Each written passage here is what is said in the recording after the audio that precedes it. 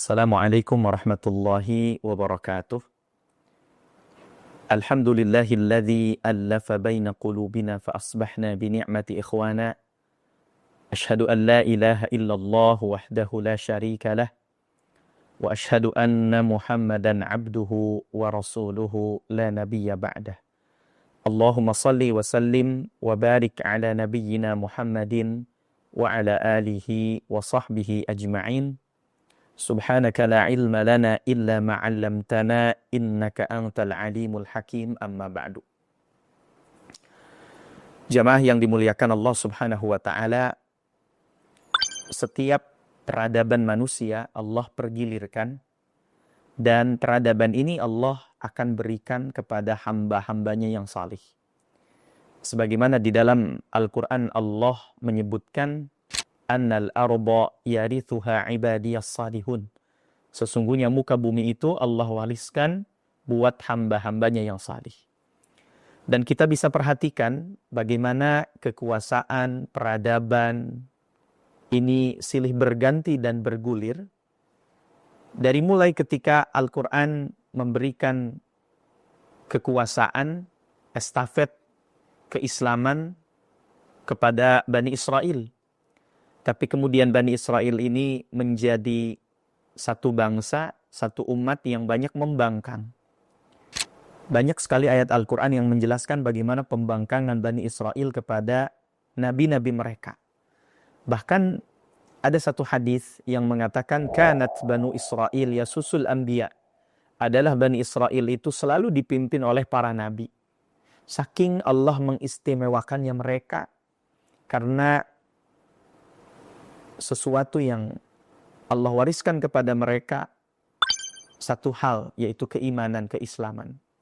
Tapi kemudian karena banyak pembangkangan yang terjadi pada mereka, maka Allah gulirkan peradaban ini dari bangsa Bani Israel kepada bangsa Arab dengan diutusnya Nabi Muhammad SAW sebagai nabi dari kalangan bangsa Arab. Sampai kemudian kaum muslimin dari bangsa Arab ini memegang tampuk kekuasaan peradaban sampai masa Khulafaur Rasyidin, sampai kemudian di masa dinasti Bani Umayyah.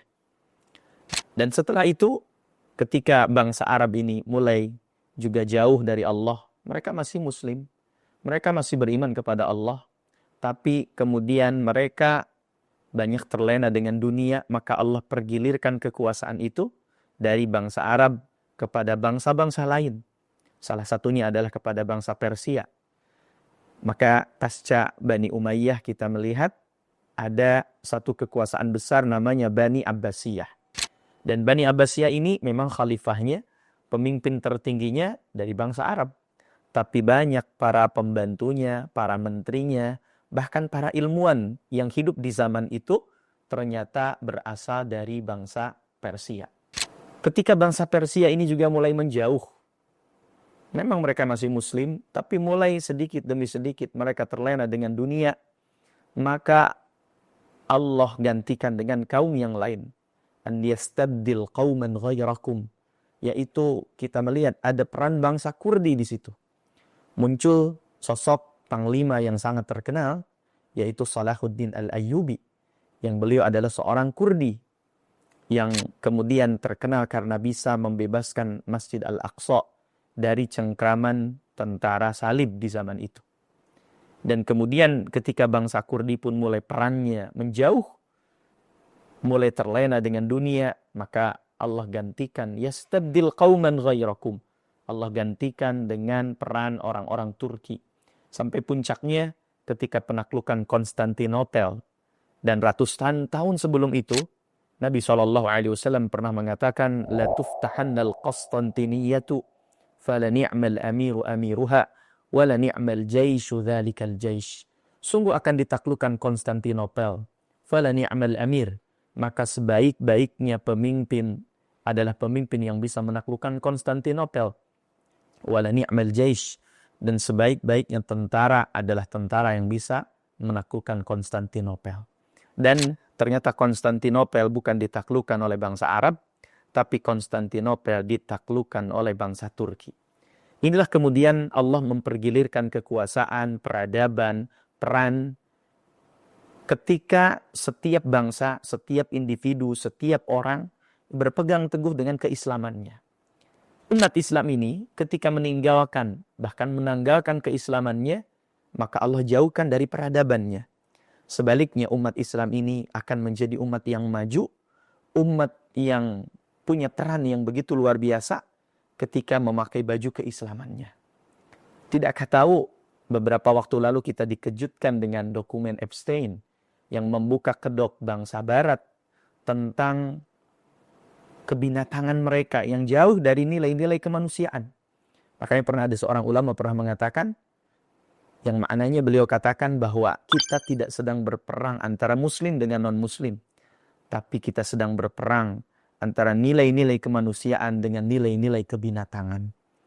Jamaah yang dimuliakan Allah Subhanahu wa taala, sudah saatnya kita bangkit, sudah saatnya kita bersatu memperkuat barisan, tidak hanya sibuk dengan isu-isu yang sifatnya ikhtilaf furu'iyah, karena itu sudah selesai dibahas oleh para ulama kita. Tapi bagaimana kita menyatukan barisan dalam satu barisan yang sama, sebagaimana perintah dari Allah Subhanahu wa taala, wa'tasimu bihablillahi jami'an wa la tafarraqu. Berpegang teguhlah dengan tali atau ajaran Allah, wa la tafarraqu, dan janganlah kalian saling bercerai-berai. Mafhum mukhalafahnya, ketika kita diminta tidak saling bercerai-berai, bermakna Allah menginginkan umat ini menjadi umat yang satu.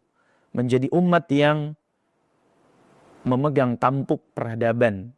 Dan ketika peran umat Islam ini hilang di tengah-tengah peradaban, sebagaimana dikatakan oleh Sayyid Abul Hasan Ali An-Nadawi, seorang ulama dari India, beliau pernah menulis satu buku yang berjudul Madza Khasiral Alam bin Hitatil Muslimin.